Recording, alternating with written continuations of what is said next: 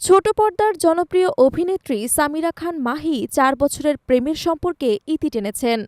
অভিনেত্রী নিজেই বিষয়টি নিশ্চিত করেছেন নিজের ইনস্টাগ্রাম হ্যান্ডেলে এক আবেগঘন পোস্টের মাধ্যমে।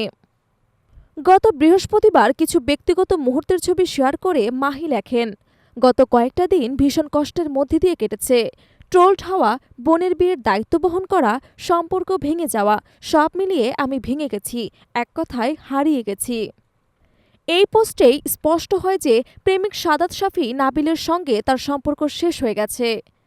প্রায় ১ বছর বন্ধুত্বের পর মাহি এবং নাবিল প্রেমের সম্পর্কে জড়ান।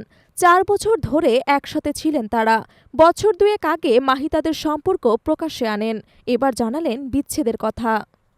ইনস্টাগ্রামে চোখের জলের ছবি পোস্ট করে মাহি লেখেন, এই দুর্বল সময়ে দাঁড়িয়ে আমি জানি এখনও শক্তি আছে আমার মাঝে। আমি ক্লান্ত, কিন্তু হার মানিনি। যদি সবার সঙ্গে হাসি ভাগ করে নেওয়া যায়, চোখের জলও ভাগ করা উচিত। পোস্টে নিজের ভুল স্বীকার করে মাহি দুঃখ প্রকাশ করেন, বলেন, আমি অনেককে কষ্ট দিয়েছি, ভুল করেছি। আমি জানি আমার কারণে অনেকের হৃদয় ভেঙেছে। সত্যি আমি ভেঙে পড়েছি, আর সেটা বলতে আমি এখন আর ভয় পাই না। সময়ের সাথে সাথে সবকিছু কাটিয়ে উঠবেন বলেও আশাবাদী মাহি।